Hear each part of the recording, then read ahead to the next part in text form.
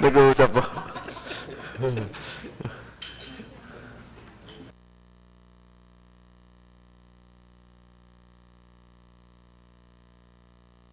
Thank you, Your Honor.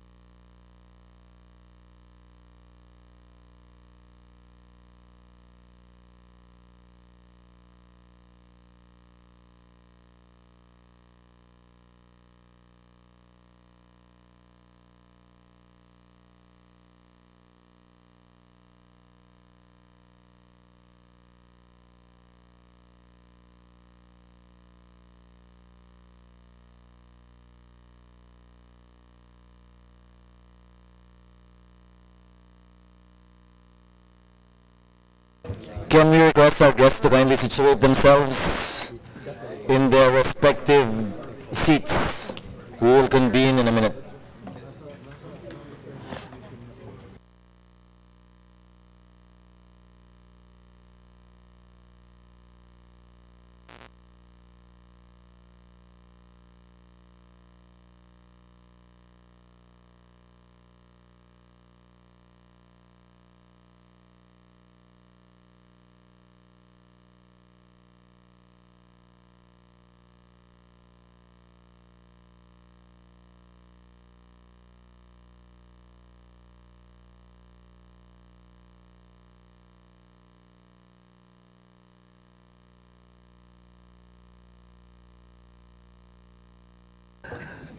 Thank you. The meeting of the Joint Congressional Oversight Committee on the Automated Election System is hereby called to order. On the part of the Senate, I would like to welcome Senator Nancy Binay. We hereby declare the presence of a quorum on the part of the Senate, and we also like to welcome and recognize the chairperson, my counterpart in the House of Representatives, Congressman Sherwin, also for their panel. Good morning, Chairman Senator Chis Cudero, Senator Nancy Binay, to all our resource persons. The contingent coming from the House of Representatives is composed of yours truly. With me today are my colleagues from the House of Representatives, Congressman Pablo Ortega of La Union, Congresswoman Jenny Barsaga of Dasmariñas, Cavite, Congressman Eugene Rivera of ABS Party List, and Congresswoman Delph Lee of Agri Party List. Mr. Chair. For the record, may I ask the Committee Secretary to acknowledge the presence of our invited guests who are here with us this morning. Please, sir. Good morning, everyone. Thank you for attending this public hearing. I would like to acknowledge your presence here. I would start with the acting chairperson of the Comelec. Good morning, Your Honors. Commissioner Christian Robert Lim. Then we have the acting chairman of the DICT, the acting chairman of the Comelec Advisory Council, Yusek Eliseo Rio. We have Executive Director Jose Tolentino of the Comelec, Mr. George Quintanar of the CIOFF. Good morning. We have Attorney Marcelo Bragado of DepEd, Dr. Marlon Lim of the PUP, Mr. Roel Sancho of the DUST, Attorney Glenn Chong of Tanggulang Demokrasya, Mr. Eric Alvia of NAMFREL, Mr. Angel Averia of NAMFREL, Mr. Ramon Casiple of IPER, and Attorney Ryan Kilala from the Office of the Special Prosecutor. Anyone else? Commissioner Tito Guia from the Comelec. That's all, Mr. Chair. I'm just curious, Attorney Kilala, why is the OSP here? Maliban sa inimbitahan ka namin, pero bakit, anong... Actually, Your Honor, I'm from the OSP, but I got invited because I am a member of the academe. I've been teaching election law since 2002, and I'm an author of a book on election law, Your Honor. Okay. Thank you very much for your time this morning. We won't take too much of your time. I was assigned this committee by our Senate President, given that our colleague who was supposed to be in charge of this Oversight Committee in her capacity as chairperson of the Committee on Suffrage is indisposed right now because of cases filed against her, and she is saan ba siya nakadetain? Sa PNP Custodial Center. I'm referring to Senator De Lima. So this committee has been belatedly convened, given my designation only 2 weeks ago, and we are in fact in breach of the provision of the law which requires that the report be submitted to the committee and be reviewed by the committee within a year. Naglaps na yung isang taon mula nung eleksyon. Having said that, we are trying to play catch up. So in order to set our house in order, we have before us, for the members of the committee, of the Joint Oversight Committee, the resolution proposing the rules of the Joint Congressional Oversight Committee on the Automated Election System, which we need first to approve and publish dahil puro kayo abogado rito at baka mademanda kami pag may ginawa kami dito hindi ka nais-nais. But we won't waste this opportunity. We will be taking this opportunity to ask for whatever documents you might already want or need even from our resource persons so that in the next meeting we can have a fruitful and longer, much longer meeting than what we will have this morning. So may I ask if the House already received a copy of the proposed rules? And the same is true for my colleague in the Senate. So that we can entertain the proper motion to have it approved, signed, and published thereafter. Mr. Chair, on behalf of the House, coming from the Committee on Suffrage and Electoral Reforms, we have received a copy of the proposed rules of procedure of the JCOC. Mr. Chair.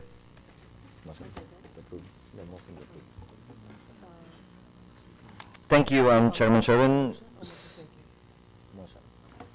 Motion to approve, Mr. Chair. There is a motion to approve the proposed rules of the Joint Congressional Oversight Committee on Automated Election System. Second, Your Honor. Duly seconded, there being no objection, both on the part of the Senate and the part of the House. The same is hereby approved. May I ask that before you leave, that members present sign the resolution, and the committee secretary is directed to kindly immediately cause the printing and publication of the same, so that we can convene the next scheduled hearing 3 weeks from now, given the required 2-week publication. Chair would like to acknowledge the presence as well of Senator Sherwin Gatchalian. Your former colleagues Sherwin are here on my left side. Good morning, Senator. I just look like my brother-in-law. Now, proceeding to the business at hand, may we know formally and for the record if the required submissions under the law have been complied with? Chairman Lim? Regarding what, Your Honor? By virtue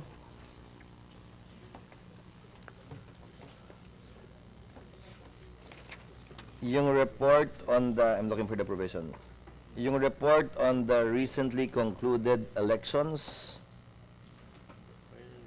is it Comelec or the Advisory Council that's supposed to submit it? On honor, on the part of Yes, the Yusek Rio. CAC, Yes. Comelec Advisory Council, we submitted to the Joint Congressional Oversight Committee on the Automated Election System last February 2017. This copy, Your Honor. Ganun na katagal na sa amin yun? Nakita ko lang to last week eh. Under the law, we're required 6 months after the election. Yeah. In compliance with the law. Correct. Yes, Your Honor.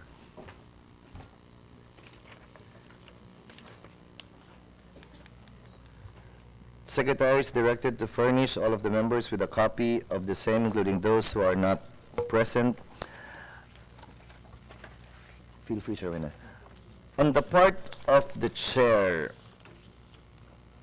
may I request for the additional following documents? I don't know if this will be coming from the CAC or the Comelec. The list of the IP addresses and MAC addresses of all the devices, including servers that were connected to the network during the last elections. Who is in a position to submit this? Comelec or? Comelec, Your Honor. Kindly submit that, sir. These are technical terms. Sorry, hindi ako ganun ka. Access to the dump of the log servers of all servers that comprise the transactions of all the devices connected to the central transparency server from the first transmission on May 13, 2016 up to the time all data was transmitted and completed.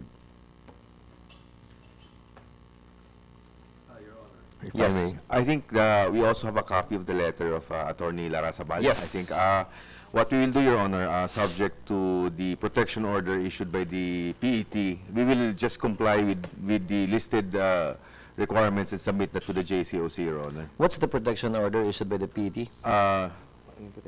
There was a protection order, Your Honor, issued on July 28, 2016, covering the data, especially the data in the case of the Bongbong Marcos versus Lenny Robredo case, Your Honor.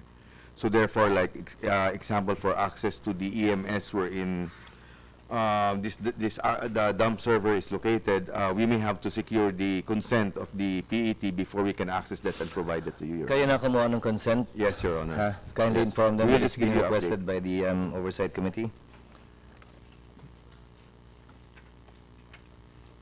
Also, Chairman Lim, address na kita ng Chairman habang wala pa kayong Chairman na, at saka magre-retire ka naman na bukas. Bukas na. Issue pa yan mamaya, palakayin natin mamaya yan. Di ba may backup yung kada makina natin? Yes, Your Honor. It's a backup drive. Backup SD card. Backup SD card. My question is, so may main SD card, may backup SD card. Yes, Your Honor. And pag may palpak dun sa main, yung backup ang magpapadala. Yes, Your Honor. In theory, yung backup should be a mirror image of the main.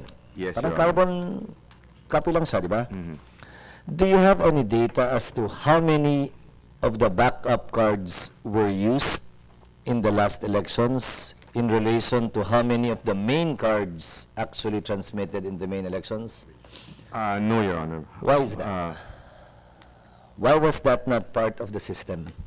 I mean, it's a simple data to retrieve and get and to be curious about, di ba? May I ask the acting director of the Information Technology Yes, please. Department, Your Honor, Yes, Ms. please. Tororita. Can you identify yourself, ma'am? Ma'am, dito na lang kayo. Para hindi kayo makapagbulungan.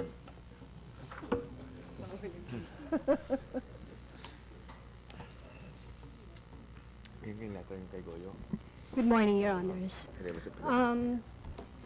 The system po works in such a way that when we transmit, it records only the IP address of the machine. It does not know whether it is the main card or the backup was used during the.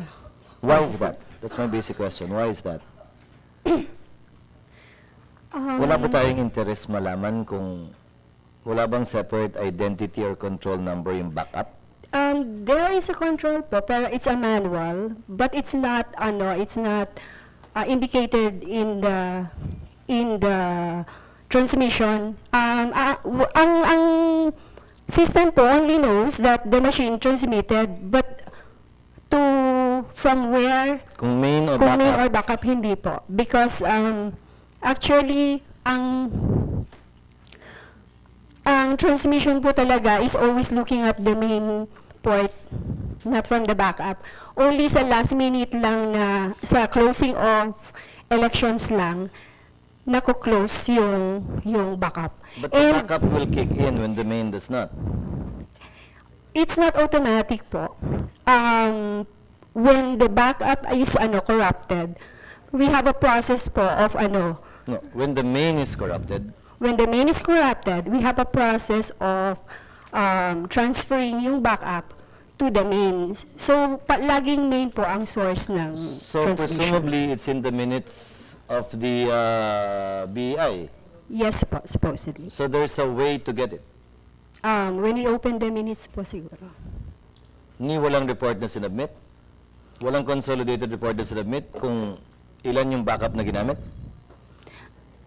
I'm not sure po with the minutes, but it's not open. It's not being open po. It's with the election records and statistics. Actually, I won't hide anything from you. Cards on the table. I have records to show that the backup is not a mirror image of the main CD. A lot of them. And if you don't even know kung alin yung ginamit na backup at alin yung ginamit na main, how can we expect it to be accurate down to the last vote? I'll be presenting that in the next hearing, actually. Okay. So, on your part, what I need to know is, ilan yung backup na ginamit at saan? You have about 3 weeks to find that out, or at least give me an area where it was used and I can compare it. Take, for example, or let's use Region 5.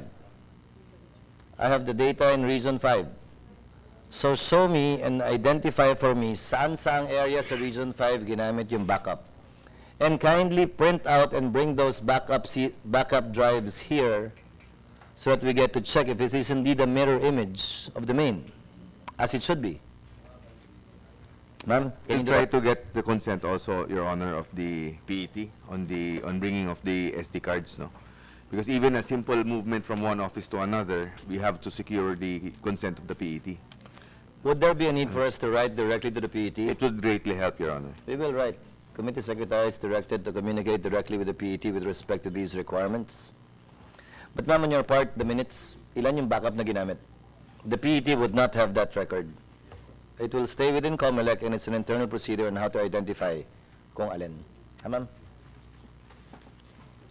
Chairman Sherwin? Mr. Chair, before we proceed, may I acknowledge the presence of the Chairman of the Committee on Suffrage and Electoral Reforms, Congresswoman Quaresma of Nueva Vizcaya.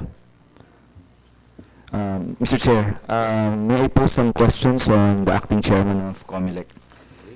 As I was reading the report of the CAC, although this is a report of the CAC, and as I just oppose it with the automated election law, the current mechanism for verifying the reliability and accuracy of the system was provided for 2016 elections. It was provided by SLI Global Solutions, and as mandated by law, it was done 90 days before May 9, 2016. Is that correct, Mr. Chairman? Yes, Your Honor. So this is one of the ways for us to verify right from the very beginning, from the VCM, from the transmission, consolidation, and canvassing system, as well as its transmission to the three different servers: transparency server, central server. This is one of the ways to be able to determine the reliability of the entire automated election system, Mr. Chair. Yes, Your Honor. Yes. Aside from that, what we currently have is a local source code review wherein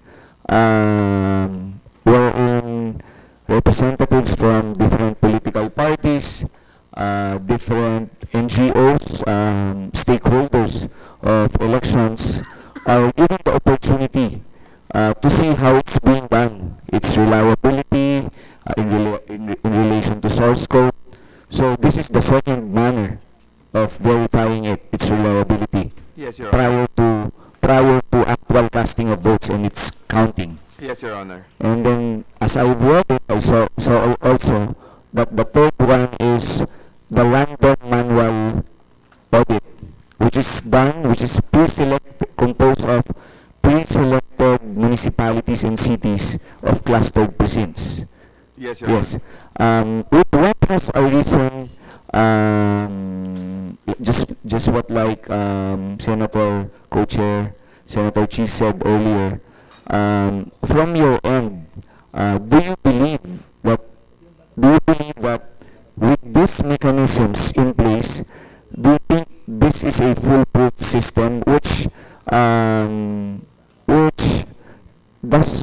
wherein glitches will not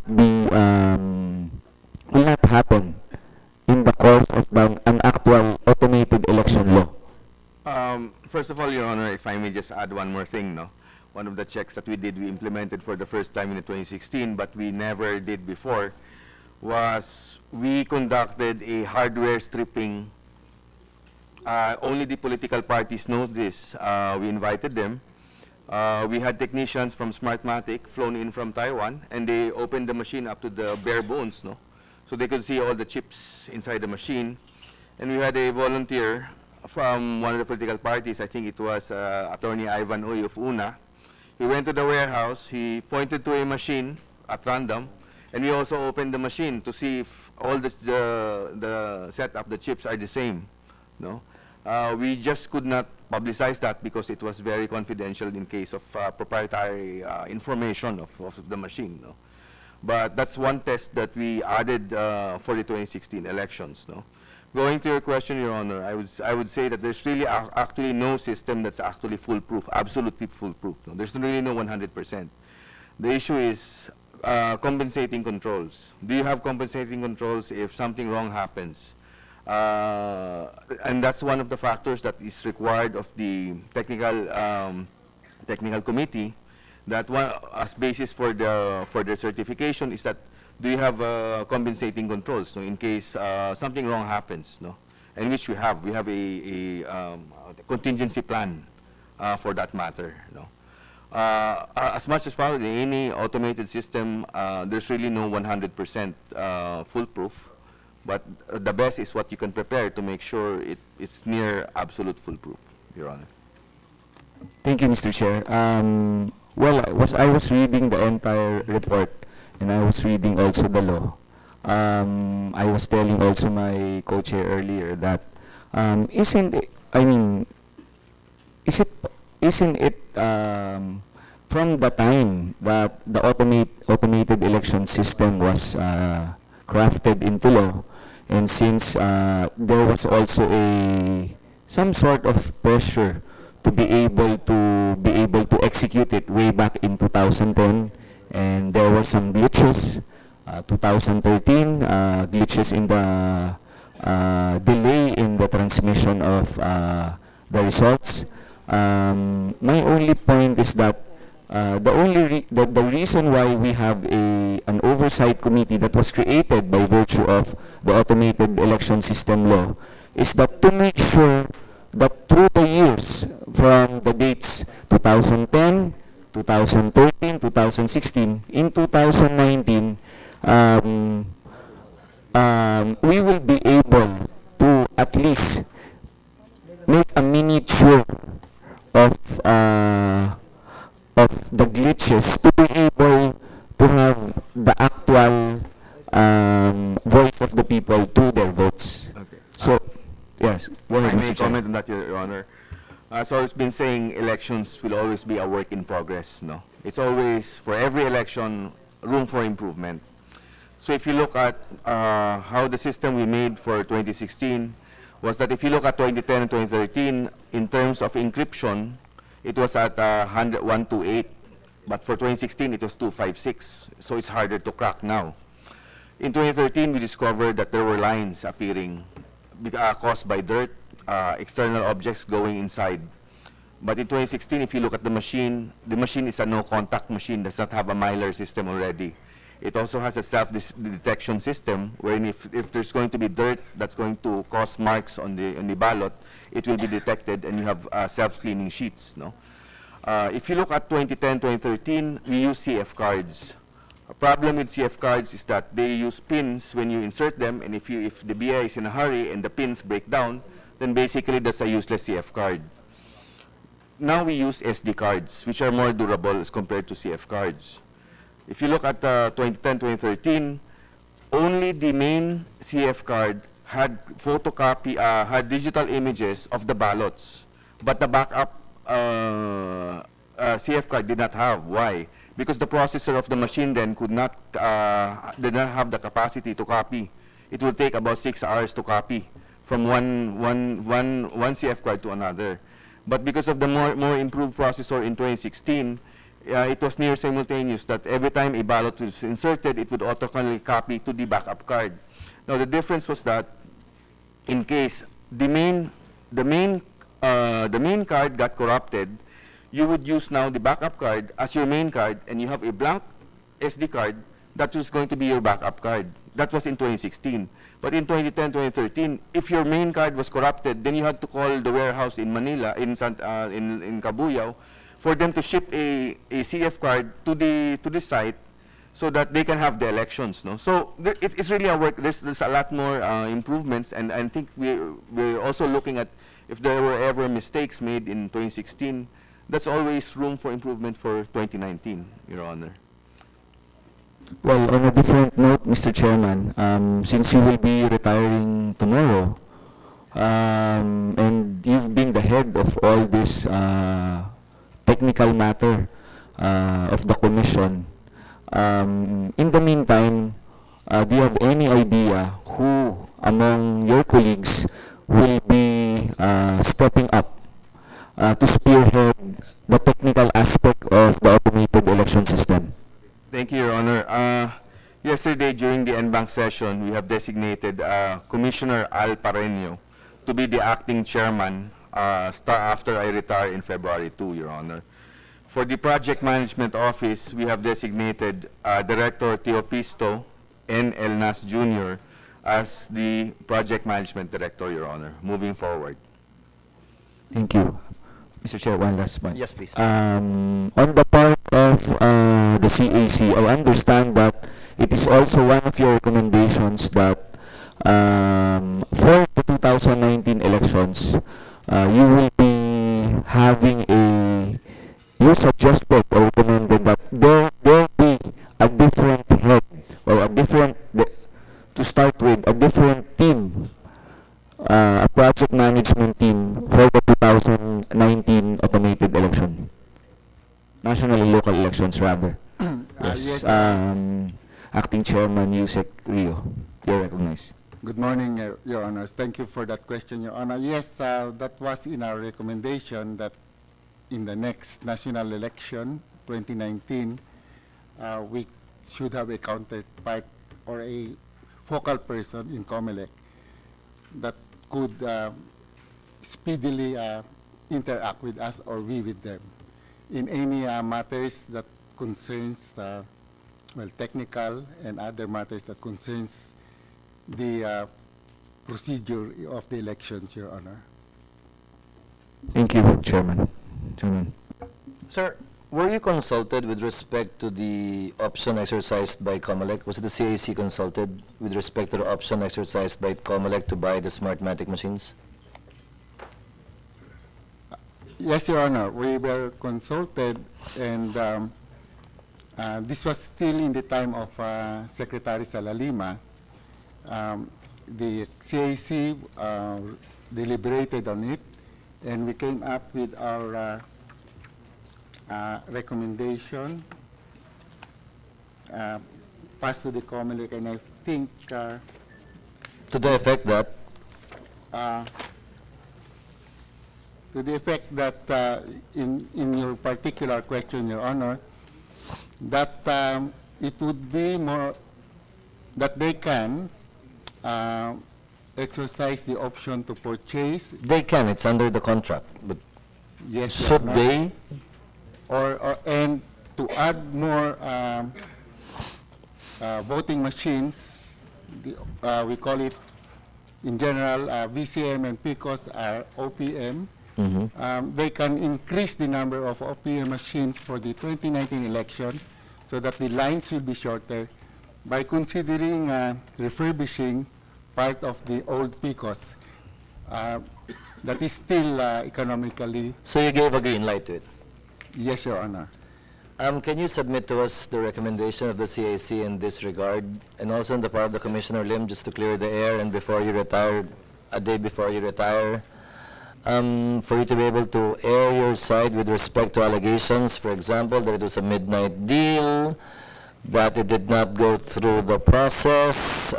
Please, sir, you have the floor. Thank you, Your Honor.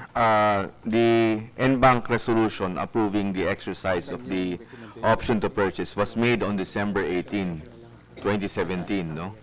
Prior to that, we have several consultations, not only with the CAC, but also with stakeholders. In fact, we have been informing the stakeholders that we have to make a decision soon, no? As time was running out on us, no? The contract was signed on January 12, Your Honor, 2018, no? This has already been approved by the en banc, and in terms of legality, Your Honor, we are relying on the case of Pabilio versus Comelec, no? Wherein the Supreme Court in the exercise of, confirm the validity of the exercise of the option to purchase in 2012 of March. As opposed to the earlier case of or involving then Chairman Abalos, if I'm not mistaken, where the Supreme Court struck down the option to buy exercised by Comelec. Remember that? No, Your Honor, it was a, they said that the bidding was flawed in the case of Mega Pacific, Your Mega Honor. Pacific, yes, right, I remember. And As opposed, Your Honor, I think in that case, there were issues on the bidding that the Comelec struck down as violative of the bidding rules. Sir, can you submit to us all the relevant documents with respect to the assessment, the consultations made with respect to the extension or the exercise of the option to buy, including the contract with Smartmatic containing such an option? Offhand, I completely agree that this matter should be decided upon as early as possible, unlike in previous elections. Right or wrong, you have to decide one way or the other. It's the job, perhaps, of the committee to try to make things right or to fill any gaps if there are any shortcomings, should there be any. But I completely agree that it should be decided upon at the earliest possible time so that we can make all the corresponding adjustments, corrections, and changes with enough time. Sa barangay elections ba, manual tayo o automated? Manual, Your Honor. Final na yan. Yes, Your Honor. Ever since manual naman? Yes, Your Honor. We never automated barangay elections, however rarely we conduct them, right? Yes, Your Honor. Sorry, it's partly our fault. It's partly our fault, but it's usually manual, right? Okay. So wala tayong hinahabol na May. Wala po. Wala tayong hinahabol sa May. Whatever preparations you're making right now would all be for 2019. Yes, Your Honor. May plebiscito man o wala. Yes, Your Honor. Kindly submit us all the relevant documents. Yes, Your Honor. Before we wind up, yes, I think Chairman Sherwin? Congressman Eugene De Vera is recognized. Yes, thank you, Mr. Chair. There was an admission in the reports, either and even in the non-file report, that 3.86 of the transmission of votes were delayed, which translated to 1.7 million votes. And 1.7 million votes might not affect the results in the president, no, but it would it can disturb the results in the vice president, even in the 12th and 13th senator rankings, and even in the party list. Because in the party list, if you get 1.7 million votes, that's already 3 seats. Now, is this correct, Mr. Chairman? Your Honor, the 3.86% is based on the results transmitted to the transparency server, not the results transmitted to the canvassing, which is the official result. So we had a 96.15% transmission rate in the transparency server, which is open to the political parties and to the citizens' arm, no? But what we did was that in case of failure to transmit, we had a manual uploading of the results of the SD card to the canvassing center. That's why we could account for all these votes. In fact, the truth to tell, the only votes that we were not able to account was only 1,200 votes. Where? This was separated, like I think Lope de Vega in Northern Samar. In areas we had problems, Your Honor. Up to today? No, they were included manually in the tally sheet, Your Honor, because they were critical, like in the case of the proclamation of Congressman Raul Daza. Yeah, that precinct was critical for that, no? But because the system already broke down, they had to manually input to write down the results of that precinct, Your Honor. I think there was one area in, I think, Negros Oriental, one precinct also had a problem, so they already manually inputted that for the purpose of the municipal, Your Honor. One more point. One of the points raised by the CAC in the report as well and recommendations is that the RMA did not cover all of the clustered precincts. Tama ba, sir? Yeah, the remaining balance of 28 clustered precincts. Is that still in existence up to today? Hindi pa rin nako-cover ng RMA? Mr. Quintanar. Yes, sir. Actually, on the RMA, the committee decided not to pursue the verification of the 28 clustered precincts since there was no conclusive result that can be derived from them. I don't get it. What do you mean by you did not pursue because there's no... So the data is not enough? Yes. And then it has to be referred to the TEC. There's a technical evaluation committee who will analyze the root cause analysis, no? So basically, that's what the committee did on the RMA. What has the Comelec done, if any, with respect to this finding or recommendation of the CAC? Anyone? May I refer you to Commissioner Guia, Your Commissioner Honor? Guia, sir. Good morning, Your Honors. Good morning, sir. I supervised the conduct of the random manual audit, and what happened here was that there were supposed to be 715 clustered precincts for the random manual audit. These were selected randomly through automated random selector program, and so the precincts can come from problematic areas or areas where it's Randomly difficult. selected? Yes. In the course of the retrieval of the ballots, there were some areas where it was difficult for us to get the ballot boxes themselves because of security issues and because of other problems. Now, when it was determined that there was enough samples for us to come up with a conclusion that is acceptable, may emphasize, Your Honors, that in the Random Manual Audit Committee, we also have the Philippine Statistics Authority as member for us to validate the procedure that we have statistically.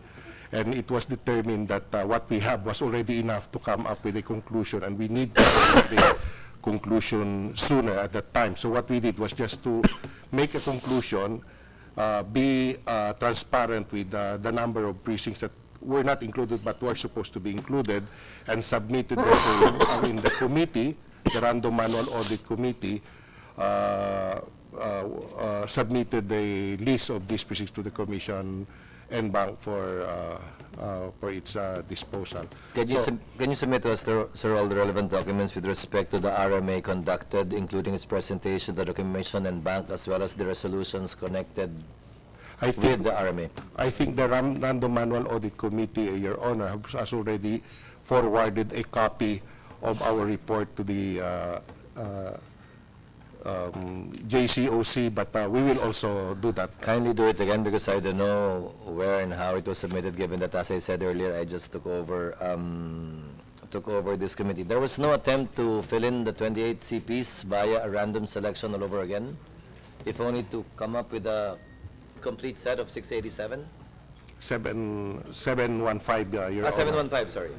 We did not think that it was necessary anymore to for purposes of coming up with a conclusion on the Random Manual Audit. Now, while we're at it, may I ask from our invited guests, NAMFRAL, kung ano pang dokumento gusto niyong isubmit on the part of either the CAC or the Comelec for our next hearing? Mr. Aberwa, any other information or documents you need or want submitted? I think, good morning, sir. Good morning, sir. I think the NAMFRAL report was also submitted to the JCOC. We have a copy, yes. And I think that's it that we have. NAMFRAL also assisted, for your information, assisted Comelec in the conduct of the RMA, and it has its own report, or portion of the the report to the JCOC.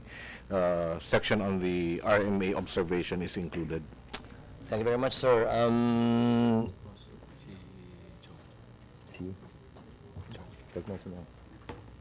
Yes, Attorney Glenn Chong. Thank you, Mr. Chair. Senator Escudero had asked for some logs. May I ask also that the logs of the domain name service be also provided to this committee? Because just a snapshot, sir. It appears that they have used two DNS servers, CNTA DNS and CNTB DNS, of which CNTA DNS was used on May 9 to 10, and then from 10 to 11, they used a second DNS server, which were only controlled by 4 IP addresses, redirecting the results during that time. These are IP address 172.30.10.10 to 13. Do you have a letter to that effect, sir? Sir? Do you have a letter addressed to us in that effect? I will just provide the details, sir, to this committee so that you can also require the Comelec to submit them, because these are security issues, and the CEC has highlighted the issue of security. Committee Secretary is directed to get the information from Attorney Chong so that this can be formally requested from the Comelec. Kami hawak? Comelec? Yes, sir. And From Smart the Matic. Comelec. Kindly take note in the meantime, Chairman Lim, and pass it on to whoever will take your place by tomorrow. Your Honor, if I just want to manifest, make it of record, Your Honor. We are also furnishing this committee, Your Honor, a copy of the report to the President of the Philippines of the conduct of the 2016 elections. So we'll be giving it, Your Honor, we'd like to make it a record that we are furnishing a copy. Your Honor. Thank you, sir. Mr. Casiple, any other documents you want submitted for our consideration in the next scheduled hearing? Thank you, Mr. Chair. I have 2 points actually. That includes a request for a review by the committee. This is in relation to the CAC report on the 2010 election. That's the first automated election. Because there are points there that I think should be looked into even up to now. One is the recommendation for development of the capability of local IT industry for the making of the machines. The conclusion of the CAC at the time, which I was a member, is that the hardware and software requirements are actually simple, and that the local industry can do it. That includes also the position of the National Computer Center, BUP, and the CICT at the time, which was not yet the DICT. There are 2 aspects there. One is the amendment to the election automation law to remove the restrictions on the question of experience with major elections, because that was put there specifically for that particular election, since we do not have any experience yet with major automated election exercises. Now we have 3 elections already. I think it is time already to review the entire law. Sir, insofar as documents to be submitted, I don't want to go into the details yet because our rules, as I said, haven't been...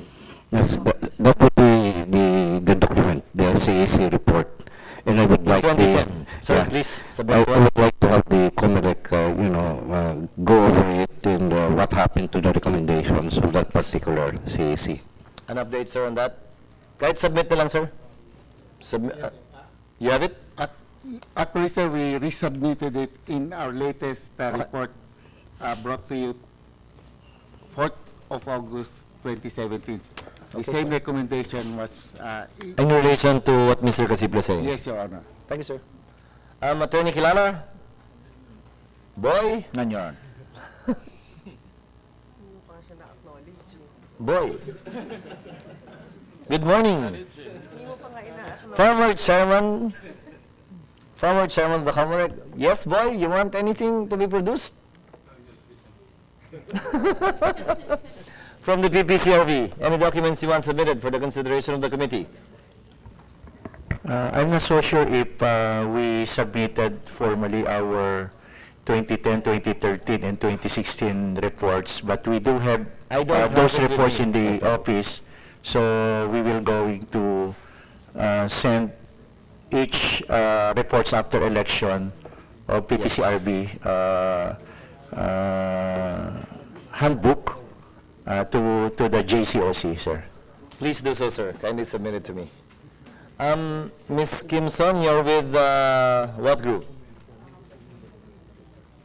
Actually, I'm with no group. I used to sit on the CAC and with what you call that, the ICT as well. So you're part of... No, I'm not with them anymore. So any documents you want submitted, ma'am? Any suggested documents you want submitted for the consideration of the Joint Oversight Committee? Yes, I would like to see the audit logs from the EMS, the servers, and as well as the transmission logs. We asked for that already earlier. Yun ang hiningi ko, Christian, di ba?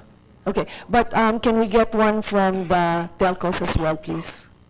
They're not here, but it would be ideal to compare. Thank you. Again, exactly what? Sorry, I'm immersing myself in the lingo. What exactly do you want from the telcos? The transmission logs, all three telcos, it was supposed to be a virtual private network, and so the telcos would have the details of the transmission because they have a service level agreement as well, please. Committee Secretary is directed to communicate. There are only two, right? Wala pa naman yung pangatlo, di ba? Tatlo yata, and then plus CWIP din for the, what you call that, for the satellite. From the three telcos with respect to their transmission logs? Yes, as well as WIT, I believe, right? WIT was one of the providers. WIT? Yes. Yes, Your Honor. They are the VSAT provider, satellite. Mr. Chair. We are IT. We are IT. We are IT. IT. Kindly so communicate to them, Chairman Sharon. Mr. Chair, in furtherance of what you are discussing, for the next hearing, which will be three weeks from now, and at that time, Commissioner Christian Lim will be in his private capacity already. May you also move that at the time, we also invite our representatives coming from the telco, those who are adept with the technology. So ordered. Committee Secretary is so directed. Chairman Lim, I hope you will make yourself available even when you are retired, and you will not be as rare as your former chairman, which we are still looking for up to now in relation to another hearing. I hope you will make yourself available and not be scarce. As a resource person, sir. As a resource person. Chairman Sharon? May we recognize Ms. Kimson for one last point? Yeah, sorry. I just want the logs that I'm requesting for the transmission and the audit, can we have it in soft copy, please? Because if it's manual, it will take us forever. Madami ba yan? Madami po. If you're looking, I think there were over like, I don't know, mga 4 million yata or something na pumasok or something, na transmissions. With the telcos, Your Honor. Yes. Even for the audit logs as well. We will specify in soft copy. Sige, wag naman hard copy. Pero pwede rin madaming scratch paper pagkatapos nito. Mr. Chair? Yes, Attorney Chong. Just to add something. Please, hingin mo na lahat ng hihingin mo. Again. Ballot images. Sir, you might be interested to look at the ballot images from Camarines Sur. Since they have been printed now, you may also require them as just a sample. And we will show you what's in there. I think that's part of the PAT case as well, I presume. Yes, sir, but we can ask for copies if this committee will require them. By the way, as a word of warning, we will not allow this committee to be used by any of the parties with an ongoing protest right now. Whether it be Senator Marcos, Vice President Robredo, Senator De Lima, or Secretary Tolentino, or any local official for that matter. Wittingly or unwittingly, the committee will not allow itself to be so used by any of the interested parties with the pending case. But we will get... Gaano karami ba yan, yung image? Gaano Your karami? Honor, just a sample, sir, because... 1 million, 42, 46? 1.5, 2 million, 1.5 to 2 million. Just a sample because there's a square overlay on each of the shade that was made. This is an extraneous mark that's added into the ballot image. It's more of the functional equivalence use of the ballot image that we are after. Specifically, you're referring to CAMSUR? No, not only CAMSUR, but in the whole country, because in the ba meron tayong shade po. The Comelec has actually prided itself that hindi pwedeng matamper yung elections because they have a copy of the digital ballot image, which is a functional equivalent of the paper ballot. Yes. Now, what appears now is that there is a square overlay on the ballot image, which no longer makes it a functional equivalent of the ballot. So we just need a sample of the ballot image. Yes, sample lang po. So we can look at why there is a ballot image. Where did it come from? At what point in time? So can you submit to us, sir, a sample of the ballot image as well as a sample of the ballot, of a ballot, not a ballot as well? Your Honor, then that's also subject of the protection order, no? We printed the digital images pursuant to an order of the Supreme Court, Your Honor. So can you submit to us a ballot image and ballot in an area that's not covered by the protest? Bakit? Hindi naman pinaprotesta yung buong Pilipinas eh. Your Honor, the actual ballot, we cannot submit the actual ballot, Your Honor. We can submit you a digital image of a ballot. Even if it's not part of the areas protested in a PET case, that's in your custody. No, sir. It's with the Treasurer's office. All the ballot boxes go to the Treasurer's. But they're functioning under you, presumably. Under nyo sila eh. Oh, see, okay, we'll look into it, Your Honor. Although the Treasurer is under the Department of Finance, technically, insofar as election functions are concerned, he or she would be under the Comelec. Just one. Yes, okay. We'll look Just one. In one of the areas not covered by any of the existing protests. Okay, yes, sir.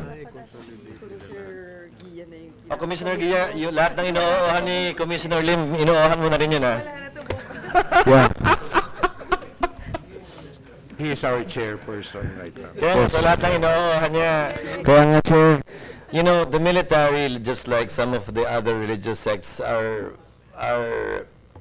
treat retired people differently, you know. I mean, even in the military itself, di ba? Pag retired na yung saludo, hindi na ganun ka-snappy eh. Eh bukas retired na si Commissioner Lim, baka lahat ng inookan niya, hindi na kasing snappy yung oo nyo rin eh. Ngayon pa nga lang, he is our chair, galing na sa ilong ngayon, porkit isang araw na lang ngayon. But sir, I mean, same commitment, sir, if possible, on the part of the Comelec. We will always be transparent, Your Honor. Thank you very much, sir. Yes, sir. Manifest lang for the record, nag-uusap naman kami sa NBank. Okay na kami sa NBank. Okay. Okay na kayo sa NBank. As an admission na dati, hindi. Yeah, nasabi na Sen eh. I mean, Okay. hindi na mariredirect yun. Any other points from the House panel? Again, we don't want to delve into too much of the details because our rules have yet to be published.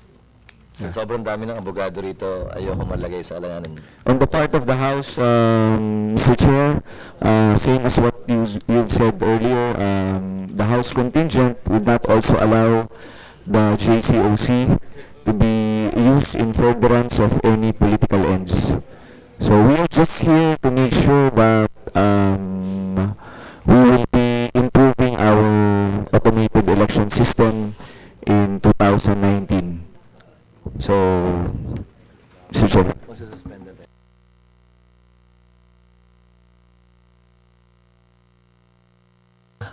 There being no other matters to be discussed, any other points that you want to raise? Boy, sayang naman yung punta mo rito kung wala kang idadagdag sa usapin. Sayang naman yung suot mo. No, I just wanted to say that yung JCOC should have met within 1 year after the elections kasi very effective. I said that before you arrived. Oh, yun ang sinabi ko eh. Nahihiya lang ako. Kasi for 2 years, 2 elections, 2010, hindi nag-meet ang JCOC within 1 year. When I was the chairman in 2013, it did not meet again immediately after. And then suddenly, in 2016, mag-election na. Nakulong din ba yung chairman? Nakulong din ba yung chairman noon? Hindi naman. No. The chairman then was, I think, Miriam in 2010, and then another one was in 2013. So there was no JCOC. And now we're meeting JCOC 1 year and a half after the elections. Mas maganda sanang pag-usapan yung mga issues if we meet immediately after the elections. Compress pa. Again, I clarified that earlier. I was only designated this year, actually, 2 weeks ago, to take the place of Senator De Lima, who is indisposed because she's supposed to be sitting as the chair of the JCOC in her capacity as the committee on suffrage chairperson. Anyway, pinagsalita niyo lang din ako, magsasalita pa ako ng konti. May magagawa ba ako? Kasi ho eh, sige. Nagsasalita rin naman si Mr. Chong. Si Mr. Chong, kaibigan ko yan. Pero hindi ko alam kung ano sinasabi niya tungkol doon sa box tsaka kung ano makikita sa image. Pero that is connected. I think he's one of the consultants of Bongbong Marcos. So I don't think we should connect anything to the pending case before the PET. That's why I clarified earlier. That's why we should not really be asking the Comelec for copies of image and everything, because this is now the subject of an electoral protest before the PET. Eh, pumapasok na naman si Mr. Chong. Eh, si Mr. Chong may kaso pa sa Comelec yan eh. Pag nanakaw, I will not allow you, Mr. nanakaw Chong. ng balota. Attorney Chong, I will not allow you to respond. You can talk about that outside. No, sir, that's why I clarified earlier. We will get a sample of an image of a ballot outside of those areas being protested, either in the PET or in the SET or even in the HRED for that matter. And that the committee, as stated also by Chairman Sherwin, will not allow itself to be used one way or the other by any of the interested parties. Any other points? Mr. Yes. Chair, can I have a question to Comelec? Congresswoman Jenny Barsaga of the city of Dasmariñas is recognized. Congresswoman Barsaga, you are recognized, please. Thank you, Mr. Chair. To Chairman Lim, you Yes, Your said that the SK and the barangay election is already okay and already prepared. May I ask only one question about the qualification sa SK na tatakbo po na chairman? Kasi I read that the qualification is 18 to 24 years old. But yung pong mga boboto sa kanila is 15 to 30. Yes, Your Honor. My question po is, yung 15 to 18, why they can't run as, and 25 to 30, bakit di po sila qualified as SK chairman? What's the reason behind po? Why only 18 to 24 is qualified to run as chairman? In our original recommendations, Your Honor, you wanted the 15 to 18 to be eliminated, no? Because basically they're minors. They could not, ano. But we gave I think it was Senator Bam Aquino, who was this primary sponsor of that bill, Your Honor. As to why there are certain levels, we don't really know, Your Honor, why. Maybe, but basically 30 is still considered youth. Kasi baka questioning kami ng aming constituents, di ba? They can vote but they cannot run. Sa ano yun, Your Honor, SK Reform Bill law na pinasas po. I think the reason behind it, I also raised a concern on that when it was approved, when it was discussed rather. Kasi dahil yung 15 to 18, hindi pa pwedeng pumirma sa kontrata. Kaya hindi pinapayagang tumakbo at umupo. Pero pwedeng bumoto. Tama ba? Pwedeng bumoto. At dahil hindi pa sila pwedeng pumirma, yung barangay captain ang pipirma sa lahat ng dapat nilang pirmahan, natututo tuloy ng maaga yung mga bata ng mga bagay-bagay na hindi pa nila dapat nalalaman sa mga edad na yon.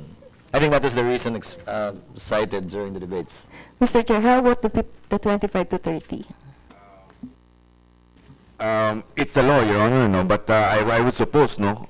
Because if you look at the party list, you are still considered youth up to the age of 30, no? But I remember, that's sila, yung 25 to 30, hindi din pwedeng mo po. Kasi nga, naalala ko yung debate, I don't necessarily agree, I'm just, nakikichismis lang ako. Masyado naman na talaga daw matanda sila para maging youth. So sabagay, ba't sinama pa sila? So ideally, ang pwede lang umupo is 18 to 24. Sila lang, yung ideal. So although youth at pwedeng bumoto, ang 15 to 30, ang pwede lang umupo 18 to...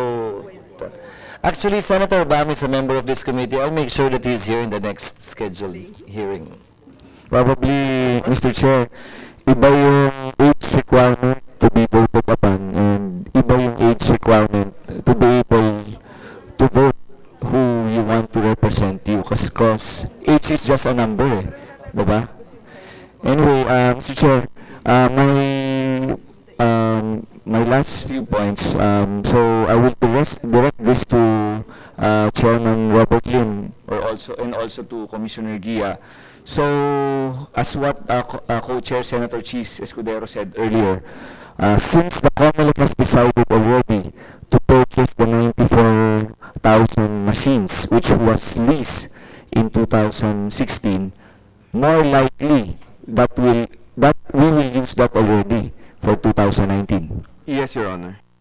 Yeah, because currently there is still a pending inquiry back in the lower house on that particular aspect. So currently we have 94,000 in your storage.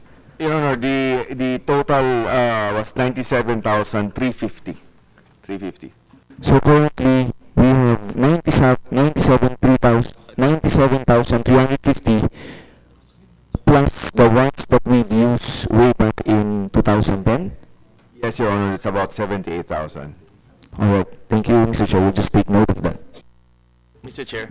Senator Win? Yeah, pursuant to what the our co-chair mentioned earlier, on a later date, and may I request to for this to be included in the agenda, a discussion on the rationale why Comelec bought the machines, a discussion on the economics on why this is cheaper than continuing with the lease, or why this is more economical for the country than continuing with whatever arrangement that we had in the past, Mr. Chair. It'll be wise to understand the financials and the economics on this decision, Mr. Chair. So ordered. In the next scheduled hearing, we will be including in our notices a formal agenda, and we will include that matter, Senator Win. Any other points? Hindi ko kami naghanda ng tanghalian, kaya dapat matapos tayo bago magtanghalian. Opo. Dagdag na committee ko lang to. Sir, mayroon po. Mayroon tayong lunch for them. Ah, meron ba? Okay na eh. Ikaw naman eh. Okay na eh. Charge pa sa'yo? Charge kay So obvious. There being no other points, we don't want to take too much of your time. Mas mahaba yung meeting ho natin sa susunod na pagpupulong. So thank you for your presence. Thank you for taking the time out, and thank you for bearing with us. On the part of the Senate, the hearing is suspended. Thank you very much to all our resource persons. On behalf of the House contingent, the hearing is suspended.